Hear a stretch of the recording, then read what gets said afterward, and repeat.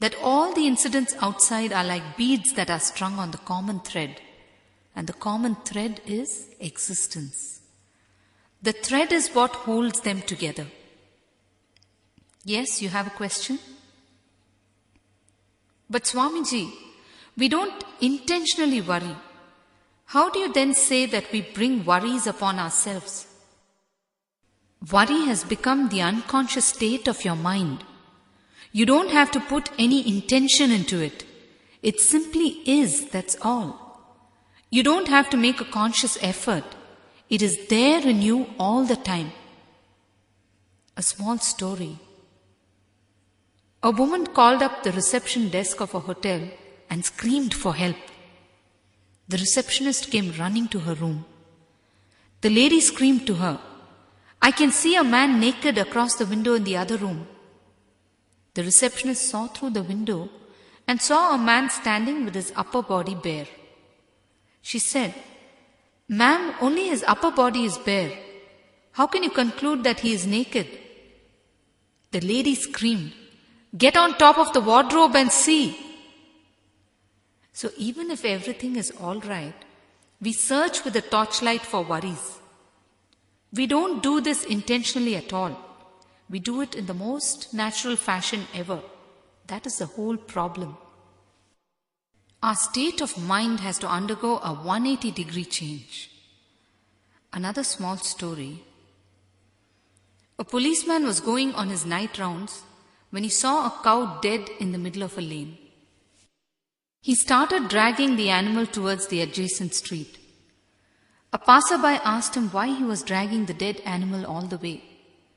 The policeman replied, "When I report this tomorrow, it will be easier because I know the name of that street."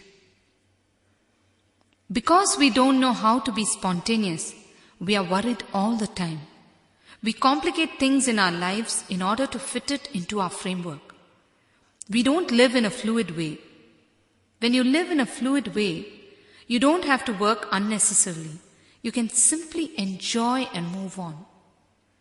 For example, if I now tell you that you should be blissful always, you will start worrying about how to be blissful. You know to start anything only with worry. That is the whole problem.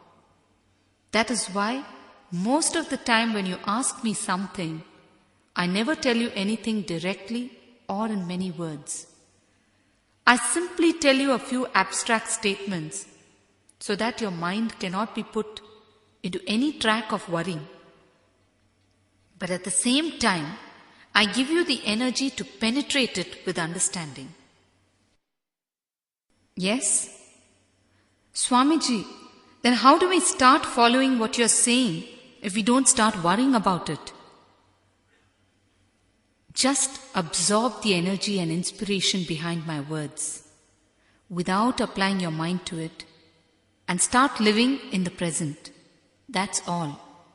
When you apply your mind to it, logic will come in, and once logic comes in, the whole trouble starts. Just feel the energy behind my words, what I call the silence with which I am trying to penetrate you all the time. This silence will ultimately take you where it has to take you. Never try to get into the meaning of my words. Never collect words. Only intellectual nuts collect words and more words. They collect words and get more and more confused. They collect words thinking that they will get clarity at some point in time. But it is never going to happen. You see, whatever I talk, even if it seems contradictory when connected and analyzed, it is the complete truth for the moment that it is spoken. Whatever I talk is the complete truth for that moment that I am speaking it. But you cannot infer from my words alone. So for that moment, simply take them in without a question. It will give you the energy and intelligence to follow through.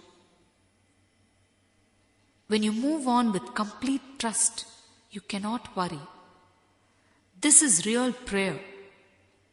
Prayer is not pouring out all your worries and asking for a solution. Prayer is placing complete trust upon existence and feeling it work for you. So don't listen with your intellect. Learn to listen with deep meditation. Whatever may be your emotion or path at that point in time, just go deep into it and listen to me. That is enough. You will automatically be filled with energy and made stronger. These are all the basic secrets that I am giving you.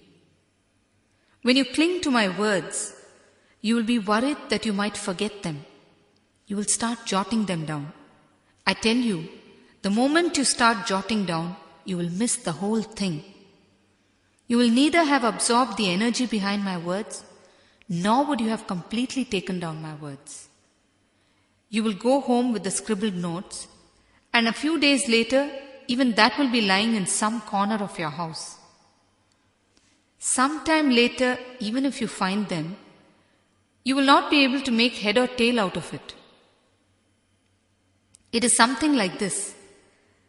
Let us say you read a book and you retained only the last 2 pages of it in your hand. With just those 2 pages, can you recompile the whole book? No. In the same way, don't try to jot down a few of my words and try to recollect the whole thing. Just be present completely when I'm talking. That is enough. Stop worrying about forgetting my words. My words will penetrate you and do their work if you give me your whole presence. The transformation is what is important, not my words. Listen with your being, not with your mind. When you understand and the transformation happens, you will never forget. If you have forgotten, it means that you have not understood. Not just my words. Don't cling on to anything. Every moment is going past. Then what is there to cling? Clinging will only bring misery upon misery. There is no point in thinking about the future also. It is yet to come. What are you thinking about? The future will also come in the form of present only. So just focus on the present. You see, when you are in the present, you don't choose at all. Worry basically arises because you are choosing all the time. When you decide not to choose at all and just totally accept and drink in the whole experience, all your worry will simply disappear. You choose because you identify yourself as something solid. You feel compelled to choose all the time. It is nothing but a play of your ego. Understand that. People ask me, Swamiji, I am afraid when I think that the world might suddenly come to an end. So what if the world comes to an end? If the world comes to an end and everyone is going to be ending along with it, what will happen? There will be nothing remaining with anyone for anyone to be worried about. You were earlier worried only because there was something in the world to worry about. If the world itself is coming to an end, then there should be nothing to be worried about, is it not? But you worry about that also. See how self-contradictory the mind is. It worries if there is something to worry about, and it worries if there is nothing to worry about also. If you look into all your worries with awareness, you will understand how cunningly they are playing on you in your unconscious state. You will see that your worries are so elusive and baseless. You will never be able to pin them down because they are baseless. They are not solid. Actually, all of your emotions are nothing but the play of the unconscious in you. When you live with total awareness, you can never be under the sway of emotions.